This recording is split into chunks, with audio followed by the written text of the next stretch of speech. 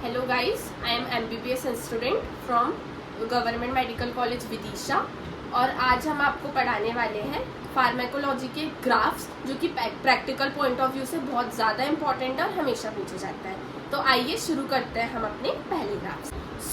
सबसे पहली जो चीज़ इम्पॉर्टेंट होती है वो होता है आइडेंटिफिकेशन ऑफ एनी ग्राफ। ठीक है, तो पहले हमें ज़रूरी है कि हम ग्राफ को आइडेंटिफाई करें। तो ये जो ग्राफ है ये प्लेट्यू फेज का ग्राफ है। प्लेट्यू मतलब क्या होता है? Constant phase curve. तो क्या होता है, जब भी हम कोई भी ड्रग बॉडी में एडमिनिस्टर करते हैं तो क्या होता है कि उसका लेवल ब्लड में इंक्रीज होता है। वो ब्लड में इंक्रीज होती है एब्जॉर्प्शन की वजह से, तो वो उसका लेवल इंक्रीज होता है एंड डायरेक्ट स्टार्टेड एलिमिनेटिंग, तो ये फिर एलिमिनेशन है। अब आप लोग एक टर्म को जानते होंगे जिसका नाम है टी हाफ। टी हाफ क्या होता है? हाफ लाइफ, जिस टाइम में आधी amount of drug excrete out हो जाए।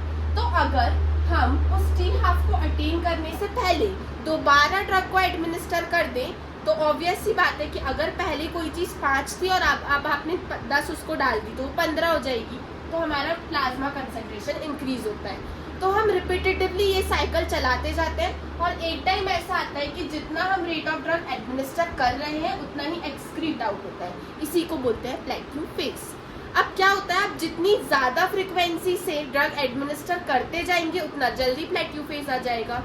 इसकी बहुत ज़्यादा इंपॉर्टेंस होती है। हमें जब भी एक particular amount of drug body में चाहिए होती है जो कि थेरापेटिक कंसंट्रेशन के बराबर हो ताकि हमारा इफेक्ट आ सके। ये था हमारा फर्स्ट कर्व। गाइस ये हमारा सेकेंड ग्राफ जो कि है वैसोमोटर रिवर्सल ऑफ डेल का। मैंने बोला था सबसे फर्स्ट चीज़ है आइडेंटिफिकेशन।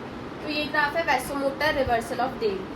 जैसा कि आप जानते हैं वैसो मतलब होता है वेसल्स और मोटर मतलब activity, constriction and dilation. Basically क्या होता है, जो हमारा एपिनेफ्रिन होता है वो एक सिलेक्टिव टाइप का होता है। वो हाई कंसंट्रेशन पे अल्फा 1 रिसेप्टर्स पे काम करता है। बेसिकली जब अल्फा 1 रिसेप्टर्स पे एपिनेफ्रिन काम करेगा तो अल्फा 1 रिसेप्टर्स कराते हैं वैसो कंस्ट्रिक्शन। वैसो कंस्ट्रिक्शन की वजह से बीपी राइज होता है। तो जैसा आप देख रहे हैं कि यहाँ पे हार्ट रेट और बीपी राइज हो रहा है। ठीक है, ये हो गया फर्स्ट। अब जैसे जैसे ब्लड में कंसंट्रेशन कम होता जाएगा तो उसका action towards beta 2 receptor shift हो जाता है। बीटा 2 रिसेप्टर्स का काम होता है वैसोडाइलेशन। अगर वैसोडाइलेशन होगा तो हमारा बीपी कम होगा। This is what fall in BP. अब क्या किया हमने दिया फेनिटोलामीन। फेनिटोलामीन क्या है? एक अल्फा ब्लॉकर है। अब आप सोचिए अगर हमने अल्फा रिसेप्टर्स को ब्लॉक कर दिया तो हमने कॉम्पिटिशन में से एक चीज को हटा दी। अब जो हमारे पास बचा है वो है सिर्फ बीटा रिसेप्टर्स। हमने अल्फा रिसेप्टर्स की एक्टिविटी को कर दिया ब्लॉक, अब बचा है सिर्फ बीटा रिसेप्टर्स। जब हम फिर से एपिनेफ्रिन एडमिनिस्टर करेंगे तो सिर्फ बीटा 2 रिसेप्टर्स का एक्शन होगा जिसका काम है वैसोडाइलेशन कराना। वैसोडाइलेशन होगा तो बीपी कम हो जाएगा, इसलिए यहाँ पे फॉल इन बीपी हो रहा है और कुछ टाइम के बाद कंपेंसेटरी मैकेनिज्म से ये नॉर्मल अटेन करेगा। This is the vasomotor reversal of Dale. इसका ग्राफ बहुत ही इंपॉर्टेंट होता है जो कि practical as well as theory में पूछा जा सकता है 2 नंबर के लिए। तो गाइस ये हमारा थर्ड ग्राफ जो है बायो अवेलेबिलिटी का।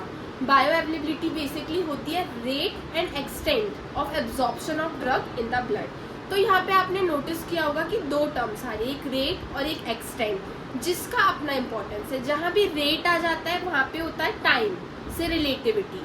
तो बेसिकली अगर आप सोचिए कि एक किसी थेरापेटिक इंडेक्स की बात करते हैं पहले, कि थेरापेटिक इंडेक्स या थेरापेटिक कंसंट्रेशन एक वो मिनिमम कंसंट्रेशन है जहाँ जितना अगर कोई भी ड्रग का अमाउंट हो गया तो उसके बाद हमें रिस्पॉन्स मिलेगा।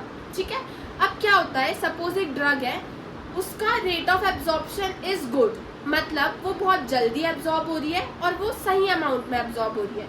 सपोज ये हमारा थेरापेटिक कंसंट्रेशन 100 है और वो इतनी तेजी से एब्जॉर्ब होती है कि ब्लड में वो एक बार में 100 तक का अमाउंट ले लेती है, अटेन कर लेती है। तो हमें रिस्पॉन्स मिलेगा जो कि ए से शो रहा है। उसका रेट ऑफ कंसंट्रेशन एब्जॉर्प्शन भी ज़्यादा है, साथ में एक्सटेंड भी ज़्यादा है। ठीक है, अगर हम बी ग्राफ की बात करें तो उसका rate of absorption is very slow, इसलिए चाहे वो 100 मिलीग्राम ही एब्जॉर्ब हो लेकिन इतना स्लो एब्जॉर्प्शन होता है कि एक बार में 100 के ऊपर नहीं जा पाता, इसलिए उस केस में हमें रिस्पॉन्स नहीं मिलेगा। तो अगर आप देखेंगे कि हमारा जो बी और सी है दोनों का एरिया अंडर द कर्व जो कि बायो अवेलेबिलिटी दिखाता है वो सेम है, लेकिन फिर भी रिस्पॉन्स सिर्फ ए वाला शो कर रहा है, बी वाला शो नहीं कर रहा है, क्योंकि वो धीरे एब्जॉर्ब हो रहा है। और सी का देखेंगे तो उसका एरिया अंडर द कर्व ही कम है, जिसका एरिया अंडर द कर्व कम है उसकी बायो अवेलेबिलिटी कम है। अगर बायो अवेलेबिलिटी कम है तो ना हमें रिस्पॉन्स अच्छा मिलेगा और ना ही उसका रेट अच्छा है। तो ये है हमारे तीनों कर्व्स में क्या डिफरेंस है, तीनों के एरिया अंडर द कर्व से क्या पता चल रहा है और ये कैसे हो रहा है।